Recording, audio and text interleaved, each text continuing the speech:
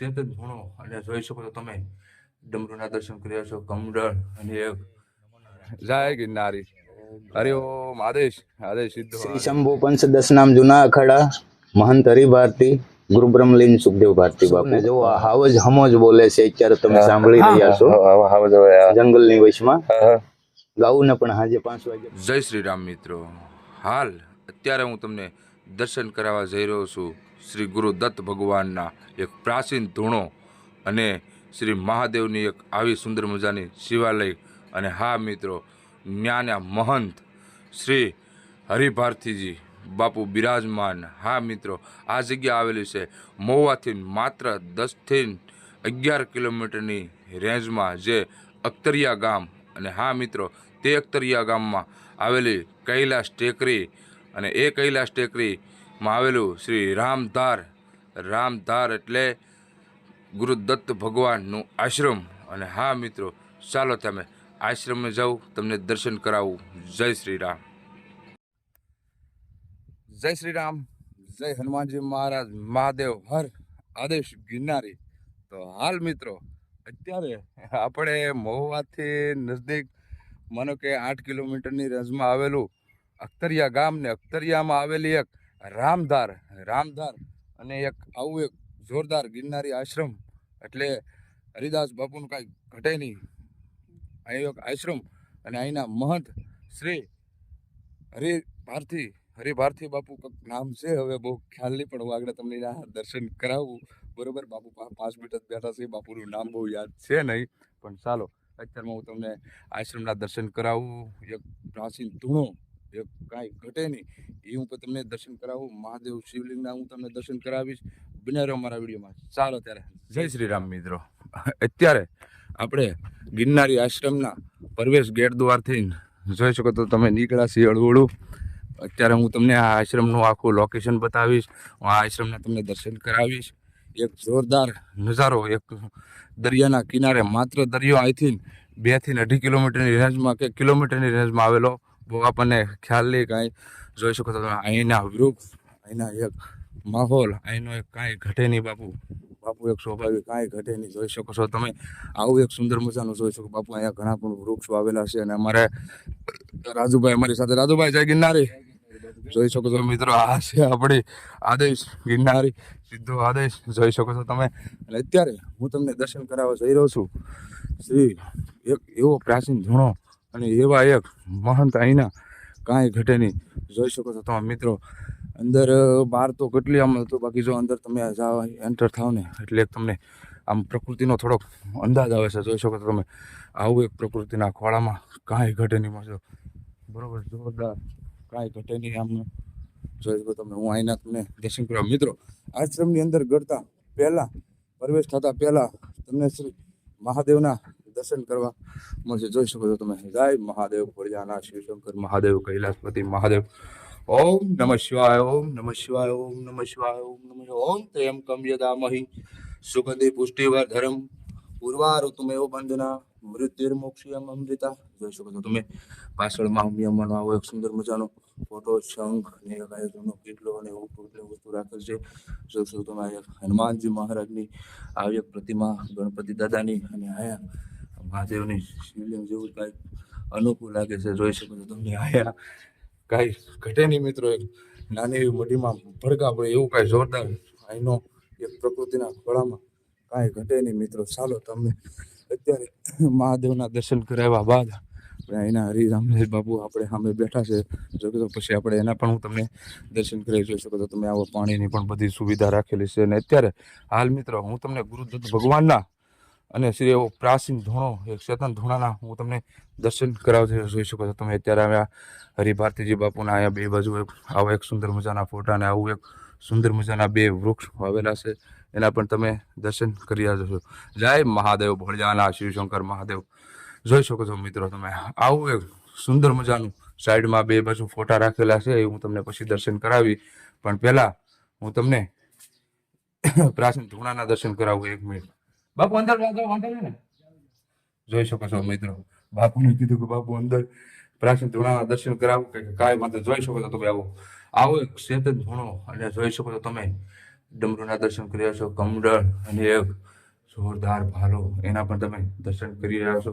જોઈ શકો છો પાછળ છે ગુરુદત્ત ભગવાનની મૂર્તિ, જોઈ શકો મા હિંગળાજ માની મૂર્તિ, જોઈ શકો છો આ મહાકાળી માની ઓમ કાલી મહાકાલી કાલી ભાઈ પરમેશ્વરી સર્વાનંદ કરે દેવી નારાયણ નમસ્તે.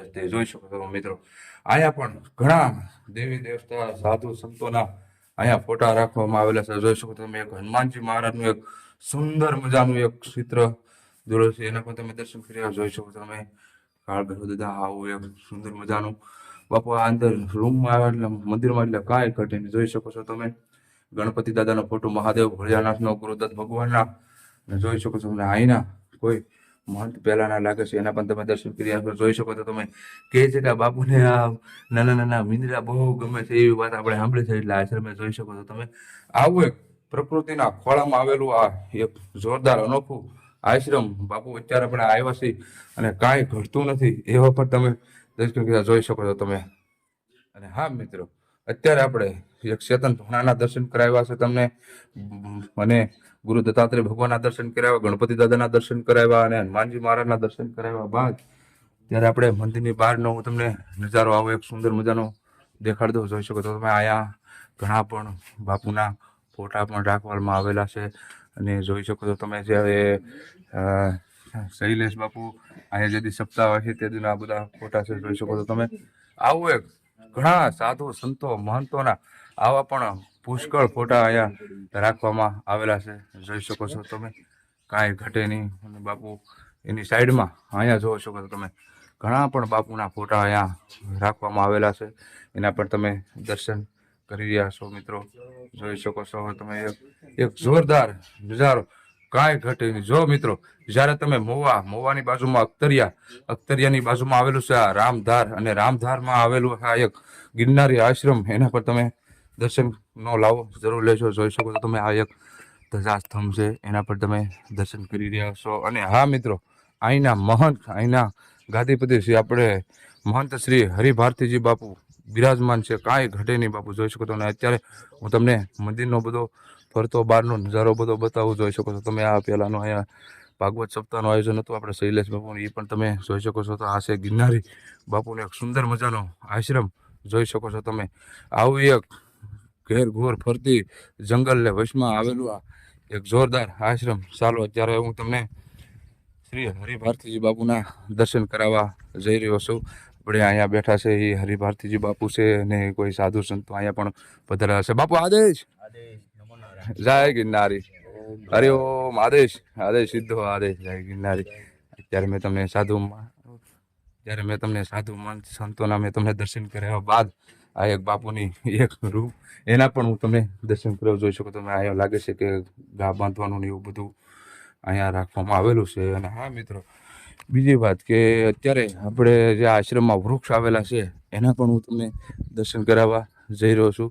જોઈ શકો છો તમે આ માતાજીને ગા માતાજીને બાંધેલા ઘટે નહીં બાપુ, એક જોરદાર પ્રકૃતિના ખોળામાં આ કાંઈ ઘટે નહીં બાપુ. જ્યારે તમે મોવા અને મોવાની બાજુમાં અખ્તરિયાથી માત્ર 2 થી 3 કિલોમીટરની રેન્જમાં 2 કિલોમીટરની રેન્જમાં આવેલું આ રામધાર જે હરિભારતી બાપુજીનું આશ્રમ, કાંઈ ઘટે નહીં બાપુ. એક સ્વભાવે કાંઈ ઘટે નહીં. જો તમે ઘણા પણ વૃક્ષના અહીંયા વાવેતર કરેલું છે એના પણ તમે દર્શન કરી રહ્યા છો.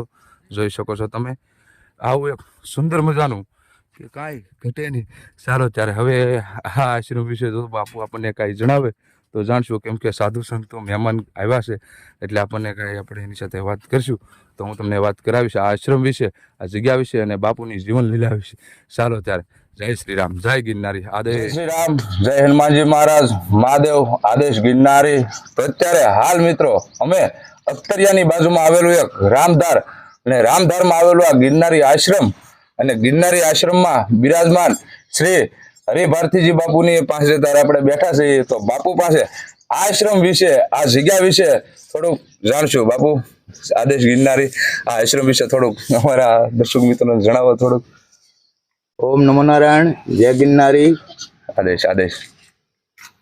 શ્રી શંભુ પંચદશ નામ જૂના અખાડા, મહંત હરિભારતી, ગુરુ બ્રહ્મલીન સુખદેવ ભારતી બાપુ. મારે જણાવવાનું એ થાય કે જે મારી ગુરુ ગાદી આજ ગામમાં રોડ કિનારે હતી, હાઈવે ઉપર.